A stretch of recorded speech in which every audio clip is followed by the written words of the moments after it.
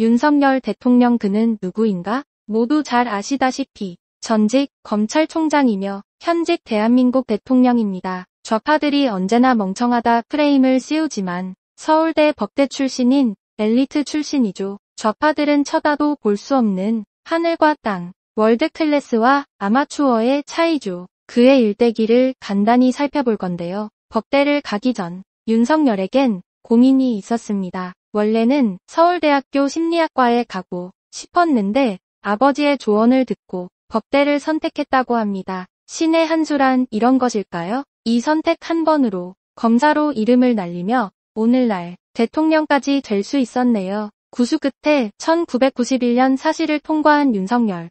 대구지방검찰청에서 검사 생활을 시작합니다. 이명박, 박근혜 정부 등을 거쳐 엘리트 검사로 거듭난 윤석열. 본격적으로 떡상하기 시작한 건 박근혜 최순실 게이트 수사팀장으로 지명되기 시작했을 때입니다. 뇌물죄 관련 대기업 수사 등을 거치며 삼성 이재용 부회장을 구속하고 박근혜 최순실 게이트를 수사한 공로를 인정받아 서울중앙지검장까지 됐는데요. 당시 윤석열의 인기가 어느 정도였냐면 이재명은 아예 대선 공약으로 윤석열 검사를 기용하겠다 천명하기도 했습니다. 그리고 2019년 7월 문재인은 윤석열을 검찰총장으로 지명하기까지 합니다. 그때까진 문재인과 좌파들은 상상도 하지 못했을 겁니다. 우직하게 수사만 하던 검사가 대한민국의 대통령이 되고 대한민국 역사의 한 페이지를 장식할 거라고 누가 알았을까요? 문재인은 집권 여당을 가리지 말고 살아있는 권력도 수사하라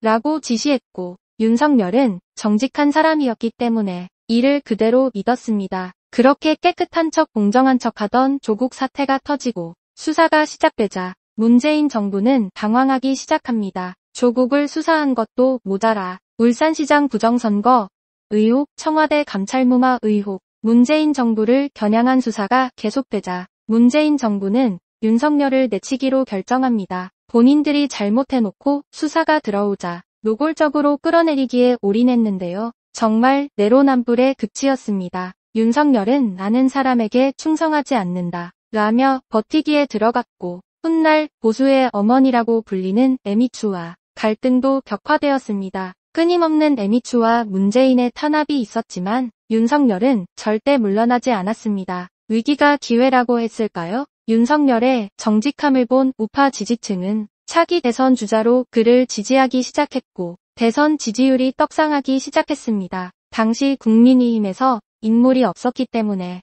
윤석열의 등장은 혜성 같았습니다. 그렇게 점점 지지율이 올라 차기 대선 주자 1위에 등극한 윤석열.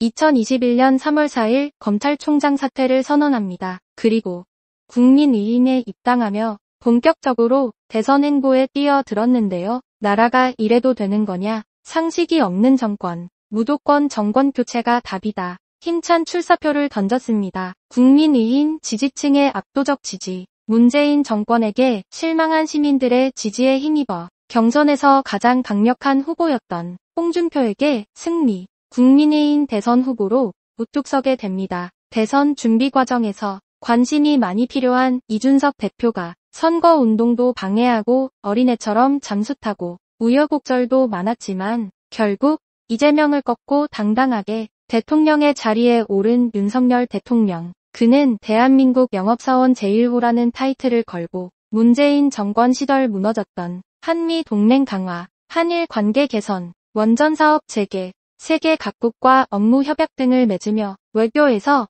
엄청난 성과를 내기 시작합니다. 대북 정책은 굴종적으로 굴던 재앙 같던 가짜 평화 전략을 버리고 강력한 힘 엄정한 대응으로 북한을 압박했고 북한 김정은은 부들거리며 아무것도 하지 못하는 처지가 됐습니다. 그리고 청와대를 나오겠다 말로만 떠들던 문재인과 달리 바로 청와대를 뛰쳐나와 용산으로 대통령실을 옮기고 국민들께 청와대를 돌려줬습니다. 덕분에 삼청동과 용산 일대는 상권이 활성화되어 경제가 활성화됐죠. 또 줄곧 외면당했던 전쟁 참전용사들도 챙겼으며 아무도 건드리지 못한 의료개혁까지 국민들을 챙기려고 부단히 노력했습니다. 비록 거대 야당의 방해가 있었지만 본인이 할 수 있는 만큼은 정말 열심히 일을 했습니다. 민주당이 장관들을 탄핵하고 국정을 마비시켰음에도 대한민국의 기업 살리기 정책 기조를 유지하며 2024년 대한민국의 수출액은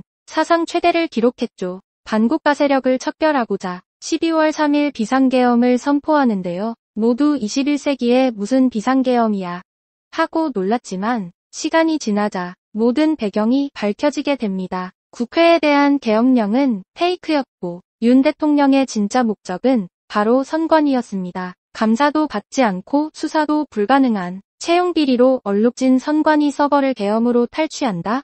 아무나 할 수 있는 일이 아니었습니다. 부정선거 의혹이 있음에도 숨기기만 하는 선관위. 그 서버를 포렌식하고 연수원에 있는 간첩 세력을 찾는 게 주된 목표였습니다. 트럼프 대통령과 공조한 것이 점점 드러나면서 이 비상계엄의 결과물이 어떻게 될지 주목받고 있는데요. 만약 윤 대통령의 의도대로 부정선거를 잡아내고 반국가 세력을 모두 일거척결한다면 윤석열 대통령은 박정희 다음으로 위대한 대통령 반열에 오를 것입니다. 만약 실패한다면 대한민국은 반국가 세력 국가전복 세력들에게 잠식되어 나라가 통째로 넘어가게 되겠죠. 대한민국의 운명은 윤석열 이 사람에게 달려 있습니다. 반국가 세력을 과연 척결하고 승리의 어퍼컷을 날릴 수 있을까요?